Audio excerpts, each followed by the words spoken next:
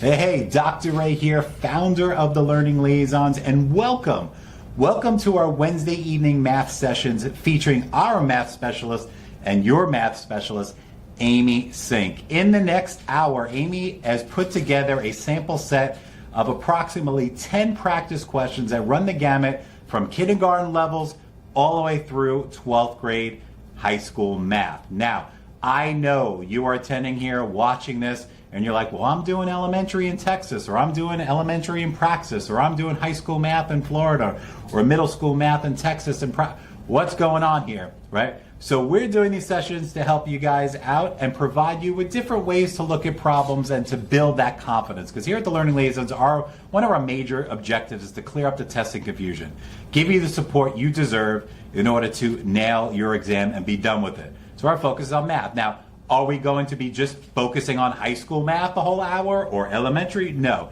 We've got a mixture here. Now, Amy's going to go through a bunch of problems. You're going to have the opportunity to download those as a PDF. So when Amy starts, just pay attention to the screen. We're going to have a message there for you so you can download the PDF in case we don't get to all the problems or want to practice on your own. She's going to do her best to go across all different grade levels.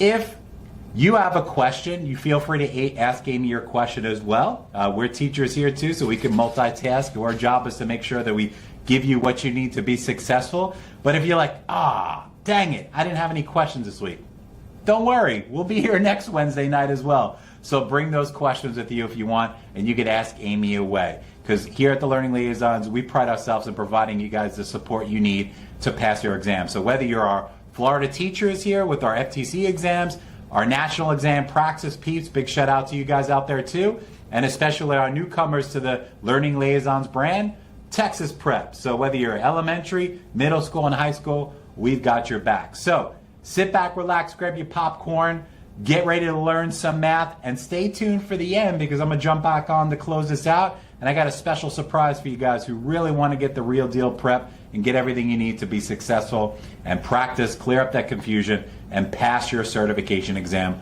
on the next attempt. So, welcome to the Learning Liaisons community. Always remember, it's when you pass, not if you pass. So without further ado, let's turn it over to the reason why you're here, Amy. You with us, Amy? Let's get going. Hello, everybody. Welcome to Wednesday night math night.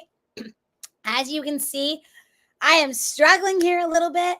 I don't know if it's the pollen or if it's just the sicknesses that are going around, but my voice is struggling. I feel like I've had this a lot more often this school year than I have in the past, and especially just in the last couple of weeks. So I apologize in advance. We are going to keep this one to like 30, 45 minutes. I know last week's was like 45 minutes too due to tech issues, but there is no way that this voice is going to make it for an hour. I'm going to start coughing up a lung. I've noticed I had to do a meeting today and I had to step out of the meeting because I can't talk for very long. But I didn't want to disappoint you. I wanted to be here for Wednesday night math night. So here we are. I hope that you all have had a good week. Like Dr. A said, I am Amy Sink, and I am one of the math specialists here at the Learning Liaisons. And I just love what we get to do here. I love the community here and the spirit here. We are here to help you feel more competent and confident in your math skills because a lot of it is competency. You have to know how to add 2 + 2, right? You have to know those skills.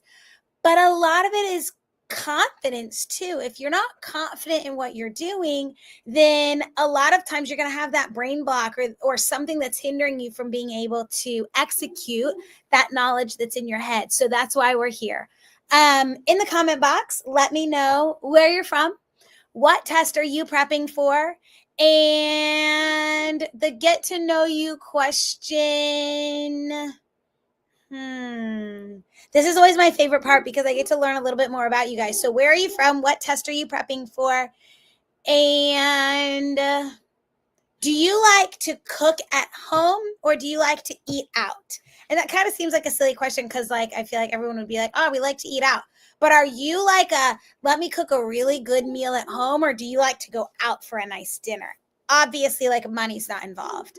We are definitely go out to dinner people. We love a good dinner out. We love meeting up with friends out at dinner. And so we are definitely eat out people. My husband is a very good cook and he does a lot of the cooking. But we are go out to dinner people for sure. I yawn a lot too with this because it's like, it tires my voice out. All right. So where are you from? What test are you prepping for? And are you a go out to school or go out to school? Goodness gracious. Are you a go out to dinner kind of person? Or are you a eat at home, like cozy, with family or watch a movie or something like that? All right. Enough about me. Enough about where you want to eat dinner tonight. Let's go ahead and get started with the first problem since we don't have much time together because this voice ain't going to last very long. Hello, Trina from North Carolina. What part of North Carolina are you from? I grew up in Cary, North Carolina. I don't know if you know where that is. Just outside of Raleigh. So yeah. And you're a go out to dinner kind of person. I love that. Hi, Barbara. It is good to see you. You're from Florida. Where are you in Florida? I'm in Florida. I'm in Central Florida. And you're studying for the FTCE. Exactly which one are you studying for? Are you studying for K6, pre-K through 3, 5 through 9, 6 through 12? Which FTCE, GK math? Which one are you doing? Also, I always like to have a next week section. So right here, I'm going to put next week. And if you have specific requests for the upcoming week, just let me know and I will absolutely include those in the upcoming week's sessions. You're in the Raleigh area. That's so cool. Very cool. All right, let's go ahead and look at the first problem together. GK. Problem 1, solve. Pretty straightforward. Okay, so this is definitely for my 6 through 12, 7 through 12 people. Don't shy away from this. Don't go running away if this is not something for you. I promise we have something for everybody. I'm just coming out of the gate strong with a 6 through 12 or a 7 through 12 problem, but I promise I have something for everybody. Okay, so solve log base x of 4x plus 5 divided by 6 minus 5x equals -1. So in order to solve for x, we really need to get rid of the log so that we can evaluate or simplify this section right here. So in order to undo a log, so this is for everybody, in order to undo addition, what do? Subtraction. In order to undo multiplication, what do? Division. In order to undo an exponent, we square root it or cube root it or whatever. In order to undo a log, we use a base number. I call it you big number it.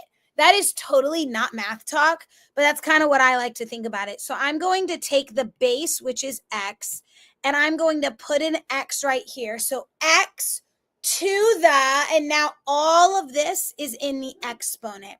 And I'm going to do that to both sides. So now I have x to the -1 power. What that does is it gets rid of the log. And so I'm just left with what's in the parentheses. 4x plus 5 divided by 6 minus 5x equals x to the -1. But what can x to the -1 simplify to? X to the -1 can simplify to 1 over x to the +1, right? Now, this should look very familiar. This should look easy at this point. This first step was the hardest part. Now, I'm just going to cross multiply. So 4x plus 5 times x equals 1 times 6 minus 5x, which just turns into 6 minus 5x, right? So now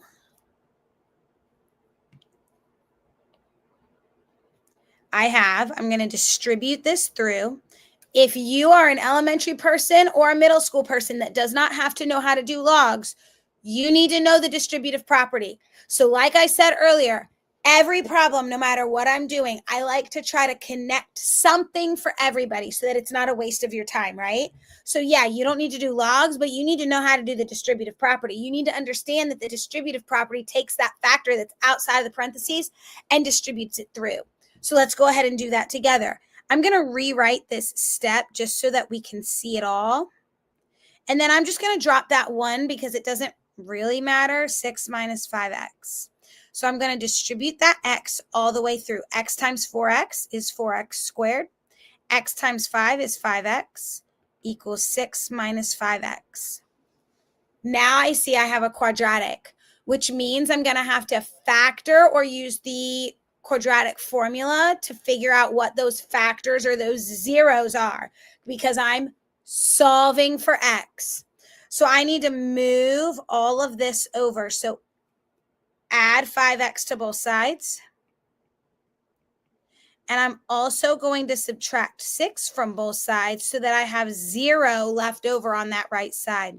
So I'm left with 4x squared. 5x plus 5x is 10x minus 6. I'm going to divide out a 2. So pull a 2 out.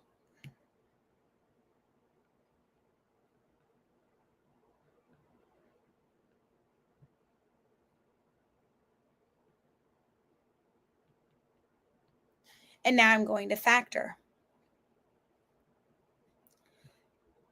2, use my parentheses to figure out what those factors are going to be.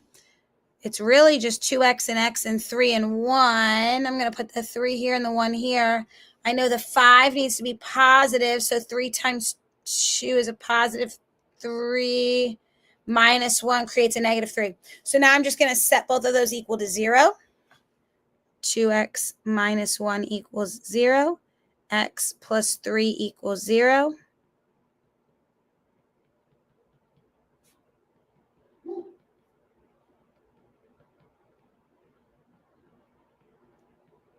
So is the answer 1/2 or is the answer negative 3? That's the question of the day. The answer is going to be 1/2. Why? Because I cannot have a base of a log be negative. So while when I solved this, I got a positive and a negative answer, the only plausible answer for this problem is x equals positive 1/2 because I cannot have a base that is negative. So the answer has to be 1/2. Questions about that? Comments, concerns? All right, let's go ahead and move on to the next problem.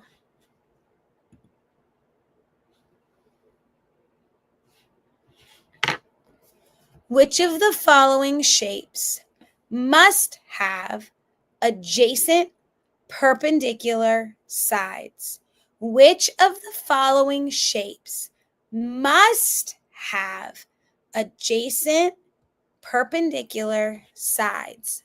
Square, quadrilateral, rhombus, rectangle, equilateral triangle. Square, quadrilateral, rhombus, rectangle, equilateral triangle. All right, so when I'm looking at this, and this is for everybody from pre-K through 3, all the way up to 7 through 12 need to understand the properties of shapes. So which of the following shapes must have adjacent perpendicular sides? Adjacent means next to each other. Perpendicular means intersects at a 90-degree angle. And then obviously sides mean sides.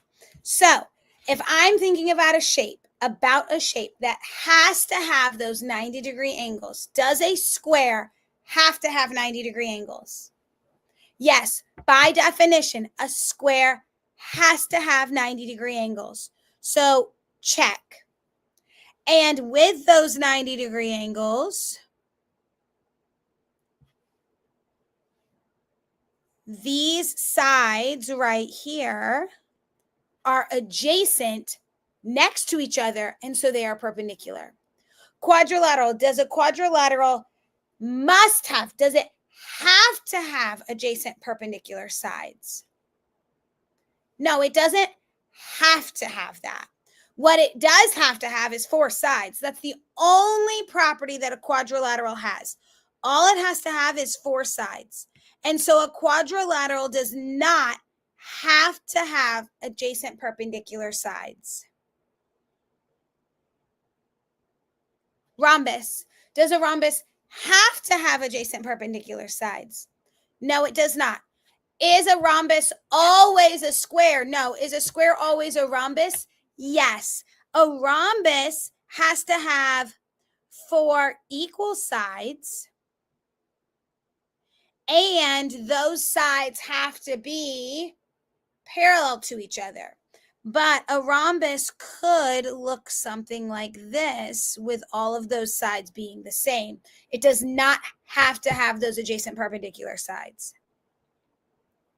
So already I see that all of the responses have 1, but I can cross out any of them that have a 2 or a 3. So B and C. So is it 1 only, or is it 1 and 4 only? A rectangle.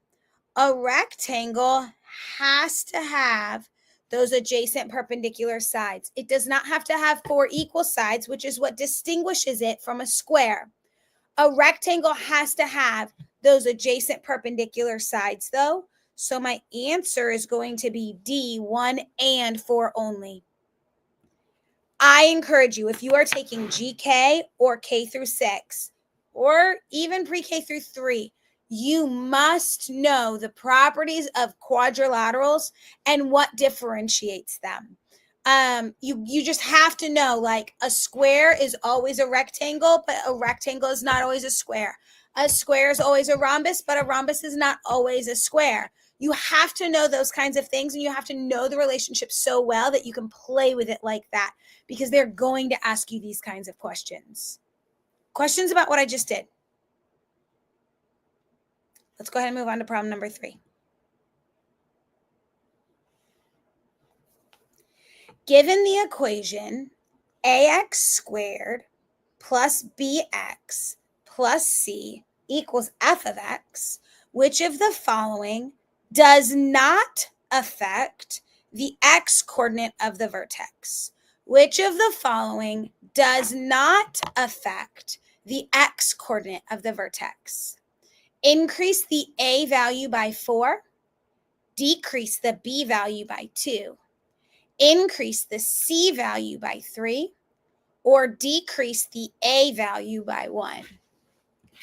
So when we look at this equation and we're looking for what does not affect the x coordinate of the vertex, how do I find vertex of a quadrilateral when I am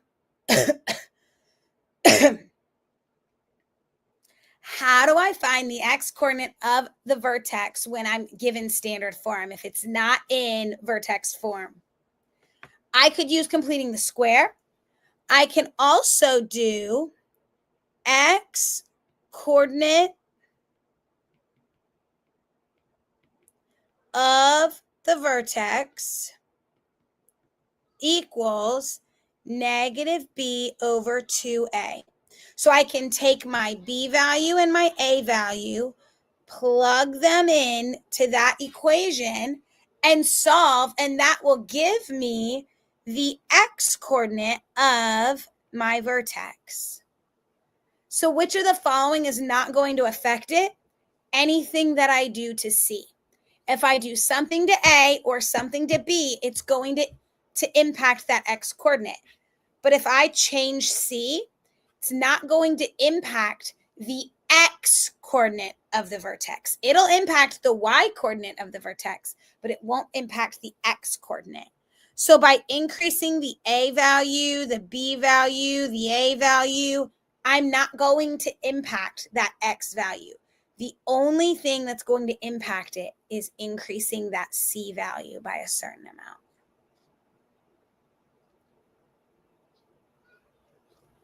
All right, let's move on to problem number 4.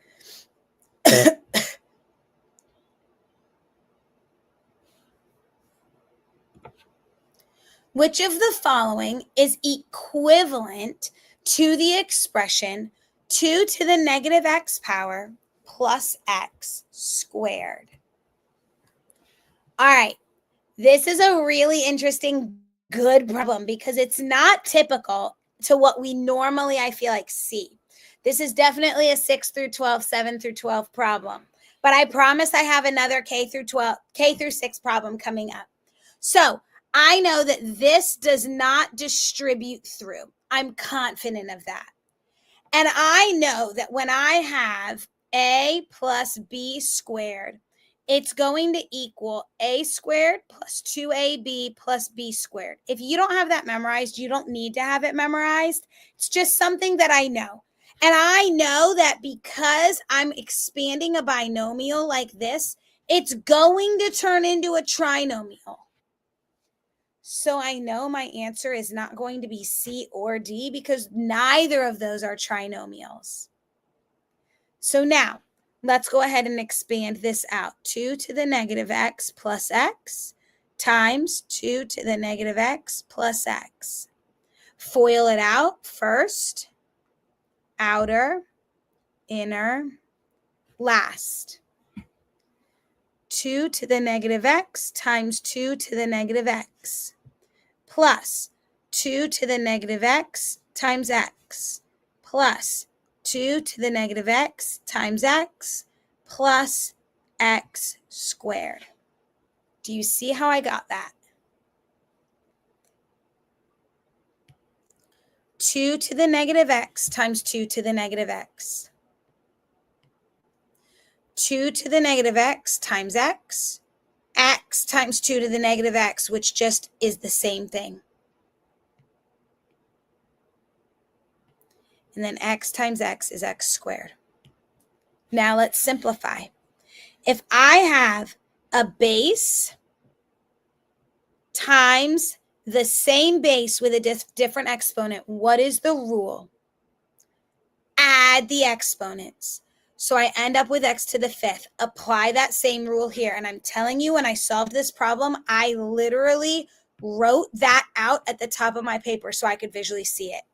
So I have 2 to the negative x plus negative x. What's negative x plus negative x? Negative 2x.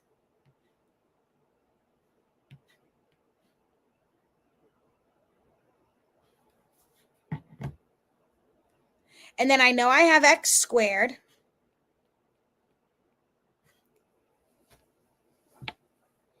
What do I have here?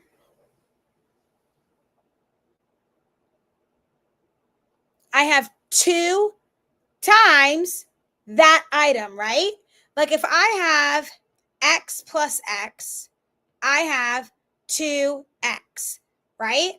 So I have 2 of these things plus 2 times 2 to the negative x, x, right? Aren't these the same bases being multiplied times each other? So if there's an imaginary 1 here and I know that I'm supposed to add the exponents, what does that look like?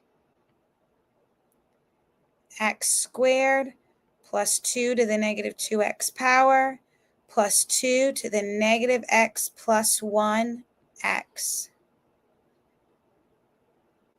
Right?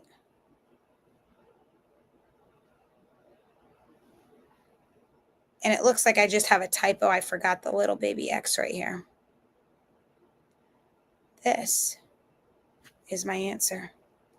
That was an interesting problem, wasn't it?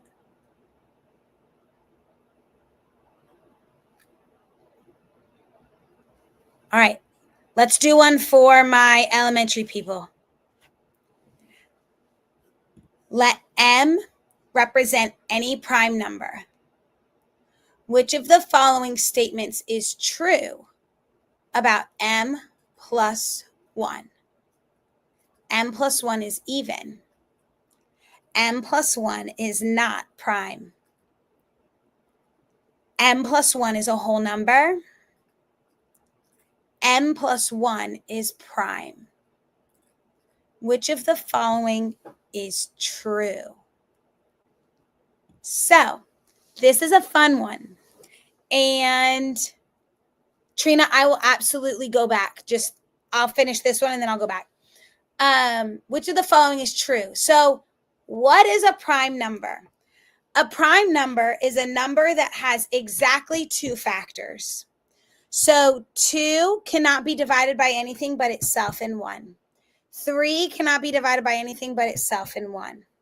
4 can be divided by itself in 1, but 4 can also be divided by 2. So 4 is not a prime number. 5 is a prime number. 6 is not a prime number because it can be divided by 2 and 3. 7 is a prime number.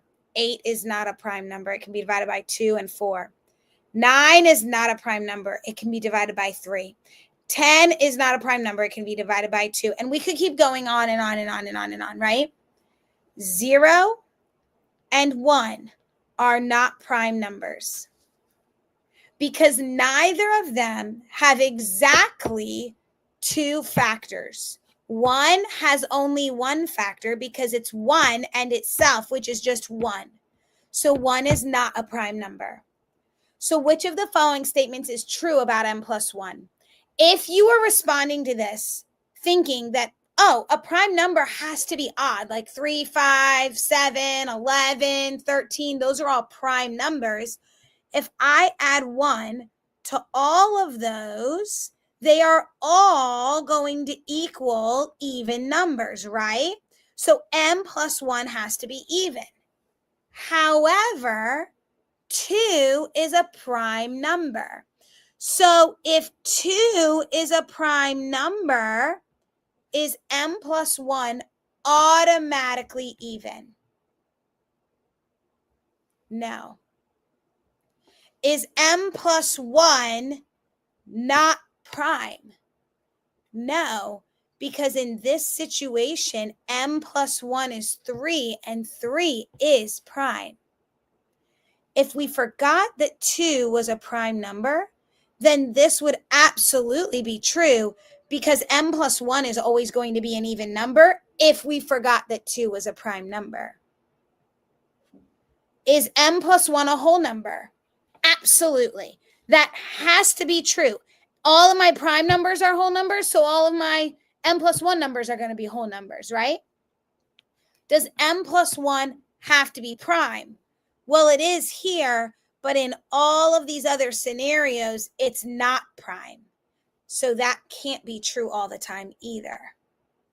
So the only true answer is D. Trina, why would it not be 4x?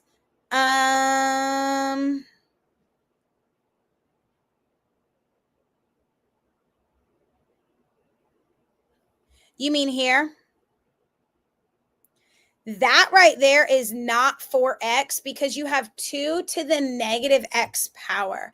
If I had 2x plus 2x, that would be 4x because theoretically you have 2 to the first power plus 2 to the first power, which equals 2 to the second power x, which equals 2 times 2 is 4x. So if I add my exponents together like I'm supposed to, as in that situation, I have 2 to the negative x to the negative x and to the negative x to the negative x equals negative 2 outside to the 2 to the negative x, and then you do negative x plus 1. Does that make sense? I hope that, I feel like that didn't make sense, but maybe it did. It's not going to be 4x because you don't have a exponent of 1. You have an exponent of a negative x power. That's why it wouldn't be 4x. I hope that made sense. If it didn't, let me know. All right. I've already coughed like twice or 3 times, and I know that this is only going to get worse as evidenced by like the pattern of how today has gone and the rest of the week has gone. So we're going to cut it short at 30 minutes tonight. Hopefully this will all be cleared up for next week. And we can do a full hour of all math, which is my favorite. I'm trying so hard to keep it down. And I feel fine. Like you can tell by my energy level, I feel fine, but it's just all right here. Let me know in the comment box what you want to see me go over in the upcoming weeks. This was a specific problem that somebody specifically asked me to review, as was number 6. So if there's something specific that you want me to go over, let me know in the comment box. And I look forward to seeing you guys next week. Have a great week. Bye.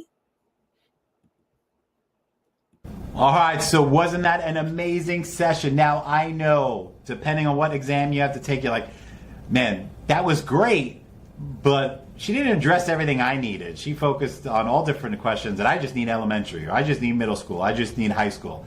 Don't worry. Since you're still with us, I've got a special surprise for you.